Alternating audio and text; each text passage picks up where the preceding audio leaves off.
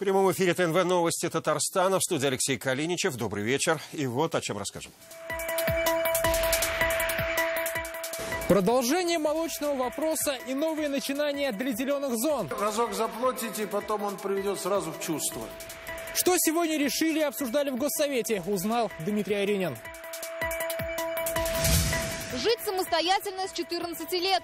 Под такой инициативой есть серьезные основания. Депутаты Госдумы хотят разрешить детям-сиротам жить отдельно от опекунов. Об инициативе Анна Городнова.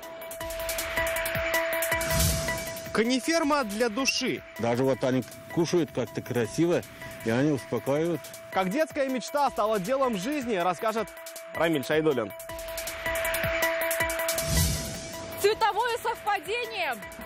Напоминает флаг Татарстана, возможно. Да. Как Субаева Масленицу проводили почти в татарстанском триколоре. Альбина Минибаева. Депутаты Госсовета Татарстана попросили Дмитрия Медведева защитить производителей молока и адресовали премьер-министру свое обращение. Документ дополняет озвученное на прошлой неделе обращение Рустама Минниханова, который лично сообщил главе правительства о проблеме. Также депутаты сегодня законодательно разрешили местным властям штрафовать за машины на зеленых зонах. О парламентских решениях и предложениях подробнее Дмитрий Аринин.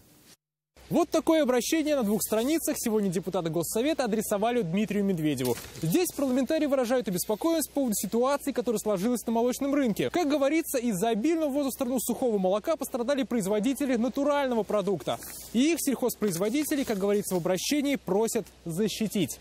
Как подсчитали, закупочные цены на молоко упали на 5-8 рублей, и доход от продажи молочной продукции в Татарстане сократился на четверть. И здесь для урегулирования ситуации, по мнению депутатов, нужны меры федерального правительства. Рассмотреть возможности проведения государственных закупочных интервенций в отношении молочной продукции, а также дать поручение соответствующим структурам по усилению контроля за соблюдением тарифной квоты в отношении молочной продукции и повышению эффективности работы по выявлению фальсифицированной, некачественной молочной продукции на потребительском рынке. Депутаты это обращение поддержали. Чтобы федеральное правительство защищало собственного товаропроизводителя,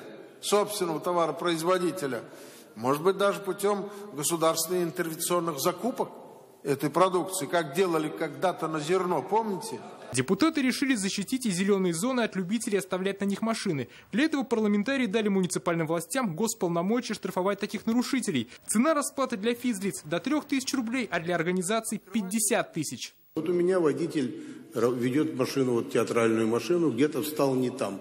Значит, не частная машина, значит. Если частная, я владелец, это моя машина. А если она вот театральная? А если она конторская, вот театральная, то вы со своей казны будете платить. А как же я могу отвечать за водителя, если он... Вот это же ваша проблема же. Вы хозяин этой машины. Разок заплатите, потом он приведет сразу в чувство. Вдобавок из мер наказания решили исключить санкцию предупреждения. Слово это самое убираемое. Предупреждение. Убираем? Я думаю, это логично. Все. Тогда я полностью присоединяюсь к вам, Фарид Хайрулович, без...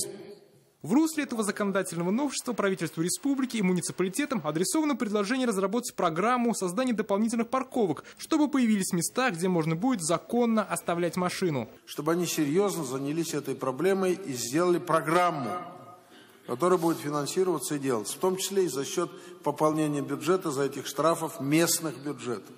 Законодательную инициативу Артема Прокофьева большинство депутатов, напротив, отклонили. Коммунист предлагал вести прямые выборы местной власти в крупных городах и районах. Сложившаяся в республике система исходит из необходимости соблюдения принципа поддержания доверия граждан к закону и действиям государства, предполагающего сохранение разумной стабильности правового регулирования и недопустимость внесения произвольных изменений в действующую систему норм. Всего депутаты сегодня рассмотрели свыше 30 вопросов, в том числе заслушали доклады уполномоченных по правам человека и защите прав предпринимателей. Дмитрий Аринин, Андерсон Тальцев, ТНВ, Казань. Детально о молоке разговаривали на инвестиционном форуме в Сочи. Его итоги подвели сегодня в Казани. 15 соглашений, 84 встречи. Таковы результаты работы татарстанской делегации.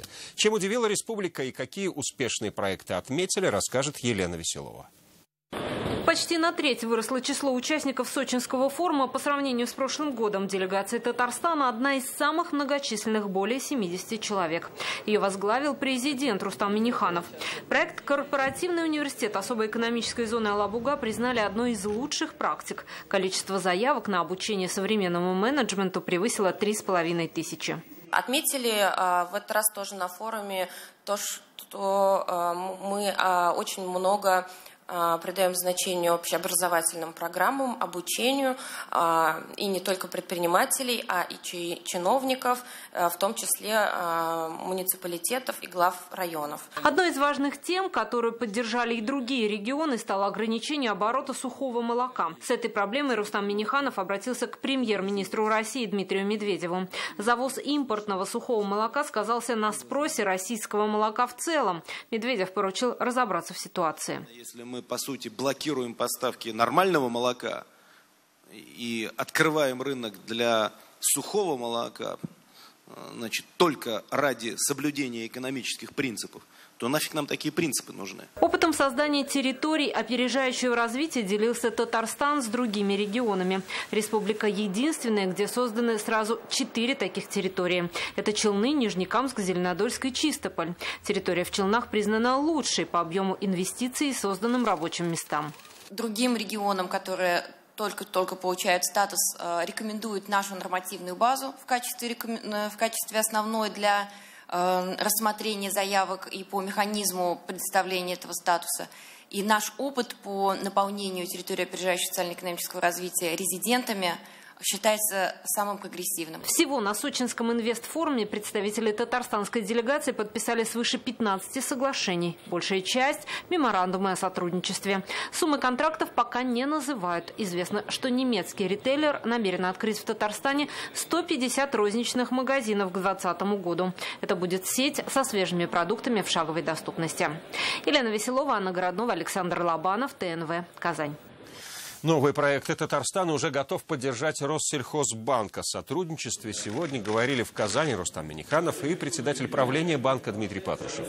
В районах работают 27 отделений. В этом году планируют открыть дополнительное. Банк в основном кредитует сельскохозяйственные проекты. Только в этом году на весенне-полевые работы готовы дать кредитов на 7 миллиардов рублей. Дмитрий Патрушев отметил готовность банка участвовать в проектах финансирования малого и среднего бизнеса.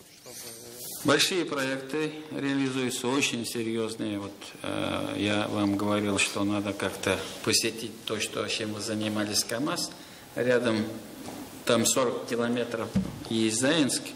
Очень много проектов у нас в этой зоне реализовано. Можно будет и Заинск посмотреть. Свой главный проект он уже реализовал. Если Равиля Гайнутдинова из Арска спросить, что он любит больше всего, он ответит – лошадей. Весь доход селянин тратит на личную конеферму.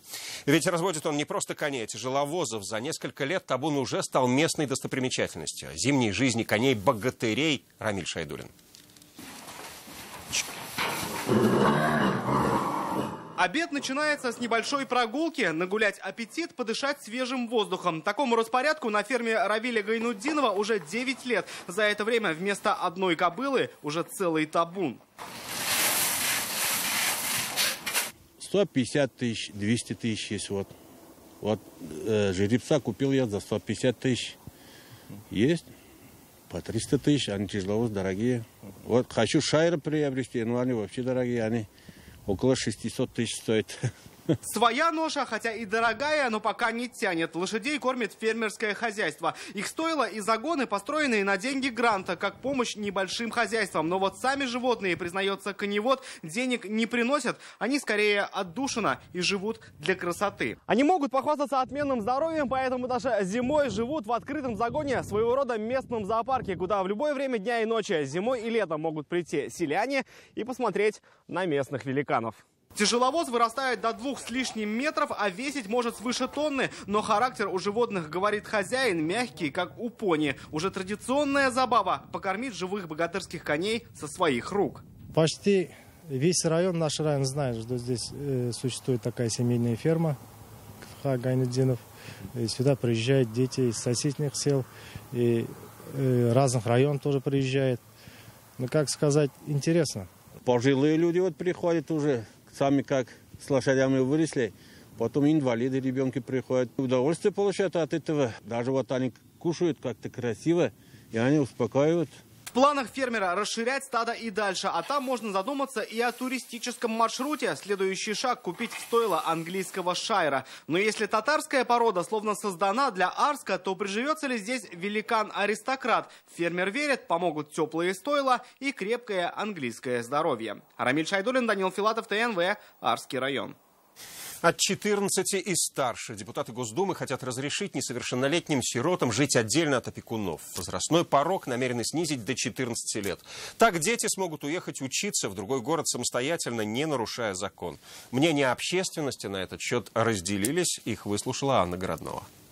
Сейчас по Гражданскому кодексу опекаемый ребенок должен жить совместно с опекунской семьей до 16 лет. Если ребенок хочет получить профессию после 9 класса, выбирать учебное заведение приходится в этом же городе. Иначе, переехав жить в другой город самостоятельно, ребенок нарушает закон. Получается, что интересы и способности ребенка не учитываются, считают авторы законопроекта, депутаты от «Единой России». Переезжать ради образования детей семьи не могут, но и отпустить их в учебные заведения одних тоже. Серьезное развитие получила система разных кадетских корпусов, училищ, президентских училищ, где, в принципе, ребенок-сирота находится под постоянным присмотром старшего персонала. У нас все девочки 13, 15 и 6 лет. Многодетный отец Артем Кузнецов считает, 14 лет еще слишком рано для самостоятельной жизни. Выданный паспорт еще не говорит о зрелости. Надо тогда, получается, все права им дать. Избираться и быть избранным в том числе. И как они будут вести свою трудовую деятельность. Если они куда-то уедут, им же надо еще как-то на хлеб будет зарабатывать. У меня вот внук. Я знаю, что в 16 еще, в 17 еще он еще ребенок. Учиться можно поехать и после 16 лет. Можно после 16. Ну, моя точка зрения, пусть лучше с родителями. С обостренным чувством справедливости. Их легко вызвать на конфликт. Дети из приемных семей особенные, говорит психолог Фания Ахмедзянова. Несколько лет работала с такими подростками. Прежде чем разрешать сиротам с 14 лет уезжать из семьи, нужно изучить каждого индивидуально. Мы, наоборот, себе головную боль открываем и должны следить, что уже не с опекунов будет ответственность, а работа с подростками, что чревато последствиями. Как исключительный случай. Мы, наоборот, хотим, чтобы детей подольше оставили в семье. Вон они в 16-17 уже от техникума иногда учиться. Так они же на выходные бегут домой. Отпускать подростков в самостоятельное плавание, считает уполномоченный по правам человека, можно только если ребенок действительно поступил учиться. Тогда контролировать таких детей будет уже учебное заведение. Сейчас такое правило действует в отношении 16-летних студентов-сирот, живущих в общежитиях. Опеку начинает осуществлять образовательное учреждение, то есть руководитель данного учреждения. В общежитиях это тоже есть сегодня педагоги, которые могут следить за тем, как этот ребенок трудится, как он учится и так далее. Как полагают авторы законопроекта, решение будет приниматься с согласия органов опеки. Инициативу депутаты рассмотрят в течение 3-5 месяцев. Анна Городнова, Ренат Сафин, ТНВ, Казань. 4500 человек или население маленького райцентра. Именно столько сейчас жителей в Салават-Купере. Сегодня здесь сдали 17-й по счету дом. Долгожданные ключи получили 220 соципотечников. В марте квартиры получат еще 1000 человек. Планируют сдать 3 дома. Счастье новоселов разделила и Алина Бережная. Столько лет. Эмоции через край. Они от долгожданной квартиры. Еще вчера семья Салахудиновых ютилась в общежитии, а сегодня перешагнет порог собственного дома. Мы вообще через этого, да, рады. Вот ключи, ждали все есть, ждали 3 года, да. Вот получили. Вот сейчас обустроить хотя бы кровать, да, мебель, и вот планирую, хочу. Тут еще и школа вот для нас, да, и садики. Вот, в принципе, все есть, как новый район. Это новая жизнь. Сегодня 250 казанцев стали новоселами. Я думаю, шкаф-купе поставим. Вот сюда вот 2 детские кровати. Уютная, светлая, просторная 3-комнатная квартира для Айрата и Фераи Файзрахмановых. Первое семейное гнездышко. Более 6 лет супруги с детьми жили в однушке с бабушкой. Мы ничего не будем переделывать, все устраивает. Просто купим новую мебель и въедем. Сдать дом планировали еще в 2015-м. Тогда стройкой занимался КамГЭС «Энергострой». Но подрядчик отстал от сроков, и дом передали компании «Строитель Плюс». Чистовая отделка, натяжные потолки и даже датчики пожарной сигнализации. В квартирах все для удобства жильцов. А уже через неделю эти же условия оценят новоселы еще одного дома Салават Купаре. Следующий дом ожидаем через неделю 12-4, вот в этом же квартале. Это 5-й дом будет. С этим 5-м домом 12-4 фактически 10-й квартал завершается. А уже к сентябрю в микрорайоне откроется школа на 1000 мест. Алина Бережная, Ренат Сафин, ТНВ, Казань. Световое шоу, которое обернулось цветовым конфузом. Прокуратура Аксубаевского района заинтересовалась платьем куклы, которую сожгли на Масленице. Чучело одели в цвета, созвучные татарстанскому триколору. Ведомство передало материалы дела в полицию. Подробности масленичной аутодафе по-аксубаевски у Альбины Минибаевой. Гори, гори, ясно, чтобы не погасло. Организаторы Масленицы в Аксубаево проводили не только зиму, но и свое спокойствие. Красочное платье всполыхнуло, и разговоры в соцсетях. Пользователи в оттенках юбки и рукавов увидели цвета татарстанского флага. Красный, зеленый. Белый еще. Белый, да.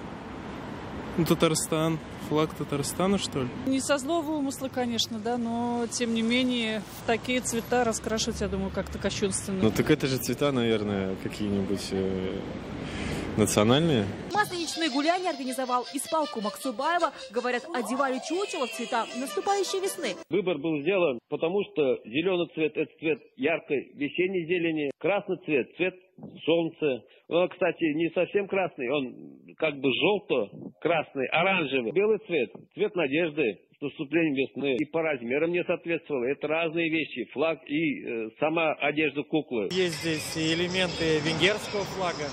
Так аксубаевская кукла не со зла, но могла обидеть не только татарстанцев. И вот другой пример. Гордо вписаны города страны на российском флаге на Олимпийской арене. Среди них и Бугульма. Так триколор поддержал спортсменов и оживил болельщиков. Но вот цвета платья аксубаевской куклы оказались слишком узнаваемыми. Звездно-полосатый стяг. Понятно, что это стяг американцев, да? То есть не обязательно, что вот вы хотели именно это указать. Но воспринимается уже как бы вот по, так сказать, по наитию, по импульсам таким. Именно таким образом. Поэтому и здесь то же самое произошло. Хочется надеяться, по крайней мере, что это не из плохих побуждений. Сначала бело-зелено-красным платьем заинтересовалась прокуратура Аксубаевского района, но нарушение законодательства о госсимволах не выявлено. А вот по факту размещения видео материалы дела переданы в полицию. Теперь ведомство должно найти авторов и выяснить мотивы. Альбина Минибаева, Амир Салюшев, ТНВ, Аксубаевский район, Казань. Это новости Татарстана, и вот о чем далее. Столетний юбилей в погонах. Очень солидные надбавки ПСР. Это подстегивает, дисциплинирует. О том, какую роль играют татарстанские военные в российской армии, узнал Сергей Хайдаров. Из Казани в Заполярье военных лет. А шпион один на всем везде или... Один, в первом секторе. Зачем школьники превратились в разведчиков и партизан? Лина Зинатуллина. Лидеры военного воспитания, или когда на службу стремятся даже девушки. В этом году российские военные отмечают сразу два праздника. День защитника Отечества и столетний юбилей со дня основания рабоче-крестьянской Красной Армии. За эти годы в армии менялось многое, от устава до условий. Почему для многих татарстанцев служба в армии не просто долг, а дело жизни, узнал Сергей Хайдаров. Есть какая-то гордость за это. Так с гордостью и уважением Артем Прытков рассказывает о своем отце. Он служил в горячей точке и стал для сына примером мужества. Артем сейчас учится на 3-м курсе энергоуниверситета. Говорит, что через год бегать от армии не собирается. Потому что можно было бы устроиться на госструктуры и какую-то карьеру себе устроить. Каждый год ряды российской армии пополняют не менее 7 тысяч татарстанцев. И это только срочники. По указанию Верховного главнокомандующего страны с 2006 года в России полным ходом идет наращивание состава контрактников. Ежегодно на службу по контракту в армию уходят почти 1000 татарстанцев. Но заявки подают гораздо больше, ведь берут туда далеко не всех. У бойцов детально проверяют здоровье, а также их физическое и психологическое состояние. Женщины по законодательству также имеют право поступать приглашать на военную службу по контракту, если они соответствуют по уровню образования, если есть вакантные воинские должности определенные, на которых они могут служить. В этом году вместе с Днем защитника Отечества Красная Армия отмечает столетний юбилей. За этот век было немало потерь. Увековечить их память предложил Рустам Минниханов. Принято решение президентом республики о строительстве нового памятника воинам-афганцам, интерналистам, воинам, выполнявшим свой воинский долг на Северном Кавказе. Новый памятник откроют 15 февраля следующего года в Казанском парке Победы. Сергей Хайдаров, Марат Саидгараев, ТНВ, Казань. Казанские школьники стали партизанами и разведчиками, по крайней мере, на час. Сегодня больше сотни участников движения «Волонтеры Победы» прошли исторический квест о самом начале Великой Отечественной войны. Пригодились и логика, и умелые руки, и доверие друг к другу. С чем пришлось справиться, чтобы помешать плану «Барбаросса», расскажет Лина Зинатуллина. Ближе подойдите, еще есть место. Опускайте меня. Все за одного. Каждый участник полагается на свою команду, чтобы, закрепившись на веревках, достать вражеского языка. Именно их символизируют эти маркеры. Ева Батюкова тоже примеряет на себя роль разведчицы, но это лишь одно из 7 испытаний квеста. Думаем, что мы совсем справимся и сможем пройти все станции квеста. В этом конкурсе что было важно?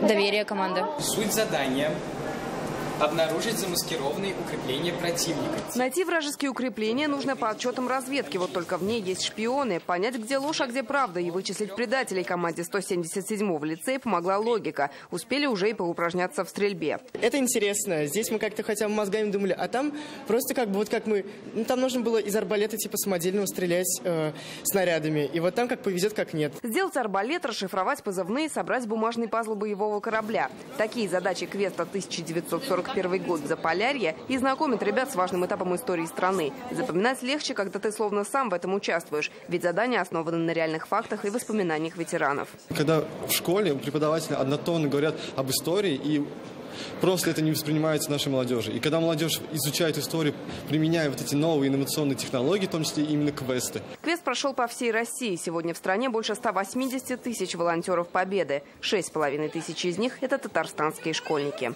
Лина Зинатуллина, Марат Саидгараев, ТНВ, Казань.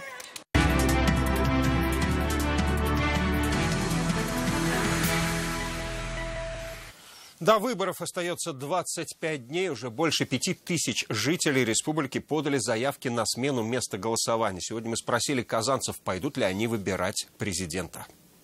Обязательно пойду. Ну, во-первых, я уже достаточно взрослый человек, чтобы использовать свой шанс быть активным гражданином. На выборы я пойду, потому что от этого зависит наше будущее. Ну, потому что, наверное, не может не волновать судьба страны, как это не банально звучит. Дети растут, опять же. Вот. Обязательно пойду. Честно, не пойду сегодня в этом году на выборы. Почему? Потому что не вижу смысла в этом. Это нецелесообразно. Конечно, я пойду выбирать нашего президента, потому что я считаю, что от выбора каждого гражданина зависит будущее нашей страны. Обязательно барам, это мой долг. Потому что это будущее нашей страны. И без выбора президента мы ничего не сделаем. Это гражданская позиция каждого. Идти. Семьей пойдете? Да, конечно. Свою гражданскую позицию поддержим, обязательно пойдем. Всей семьей, так сказать. У нас сын уже взрослый, 18 лет, тоже как бы состоявшийся человек. Первый раз пойдет голосовать. Первый раз пойдет голосовать. Так что в этом году обязательно всей семьей идем. Не бутсы, а колеса. Сегодня в Нижнекамске на футбольное поле впервые вышли роботы. Эти машины программируются и управляются подростками от 8 до 14 лет. Но все правила, как во взрослом футболе. На поле 2 команды, судья и болельщики. Чемпионат пробный, но организаторы уже хотят повторить турнир. Чтобы явить миру новых звезд футбола, пусть не Месси и Роналду, но вот нападающего Валли или вратаря Чаппи легко. Ну а о профессиональном спорте через несколько секунд. Впереди еще погода и программа «Вызов 112». Увидимся завтра. Всего вам доброго.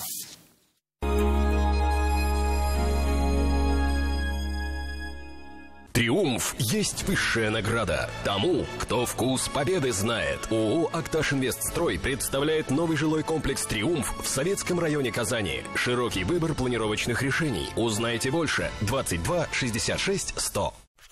В 1983 году мы получили миллионную тонну окиси этилена. Из нее потом делают пластик, косметику, мыло. Сколько сейчас тонн? А вот папа со смены придет, мы у него и спросим. Казань-Оргсинтез. Сила традиций. Только в феврале приходи в аквапарк «Ривьера» и получи второй билет в подарок. Приглашаем в город Уфу на Российский промышленный форум. Ведущие российские и зарубежные компании представят машиностроение, инструмент, сварочное оборудование, спецодежду. 27 февраля, 1 марта. ВДНХ «Экспо», Менделеева, 158. Уникальная праздничная акция с 15 по 23 февраля. Алмак-01 дешевле на 2000 рублей. В аптеках «Фармленд». Алмак-01. Дарите с пользой.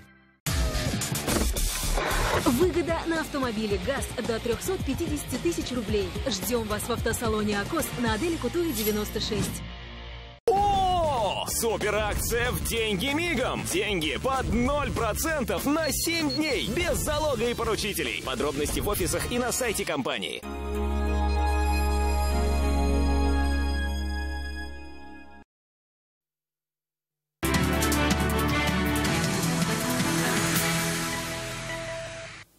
Добрый вечер. Время новостей спорта на ТНВ, в студии Алмаз Гафиятов. Олимпиада в Южной Корее выходит на финишную прямую. Российская сборная до сих пор в ожидании золотых медалей.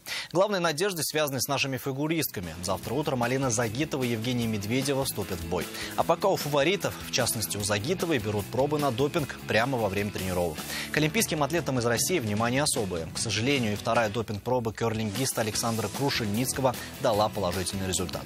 Пока все в ожидании решений по этому делу. Ну а завтра также болеем за российских девушек в хоккее. За третье место наши поборются против сборной Финляндии. У мужчин игра четвертьфинала с Норвегией. К другим темам. Будущие покорители Уимблдона собрались в Казани. В Академии тенниса стартовал турнир серии ITF среди юношей и девушек до 19 лет. Традиционно соревнования проводятся в рамках Кубка Ельцина. Более 160 спортсменов из 22 стран мира начали борьбу за главный трофей. Кубок проводится здесь уже в 8-й раз, и с каждым сезоном количество участников увеличивается. Игры квалификации прошли, завтра стартуют матчи основного турнира. Финалы парного разряда намечены на 24 февраля. И завершающие игры одиночек пройдут 25 февраля. Ежегодным гостем финалов и церемонии награждения турнира становится супруга первого президента России Наина Ельцина. Достаточно много представителей юниорских сборных России здесь участвуют, и не только России. Накануне завершился зимний кубок, в котором наши девушки заняли первое место. Они в том числе тоже участвуют в этих соревнованиях. Игроки Акбарса провели матч по индохоккею с детьми, страдающими от ДЦП. Товарищеская игра была приурочена к предстоящим празднованиям по случаю Дня защитника Отечества. Противостояли игрокам представители физкультурно-спортивного общества инвалидов республики. Многие из ребят яростно болеют за Акбарс и по возможности поддерживают нашу команду на трибунах Татнефть-арены. Главное – это положительные эмоции, которые получили как хоккеисты, так и наши болельщики. Завершилась встреча серии послематчевых буллитов, после которой все получили подарки из рук хоккеистов Акбарса, а также смогли сфотографироваться со своими кумирами. На самом деле соперники у нас очень серьезные попались. Довольно-таки мастеровитые ребята, играют хорошо, забивают много голов. Непростая игра. И это все новости спорта к данной минуте. Будьте здоровы, занимайтесь спортом. До свидания.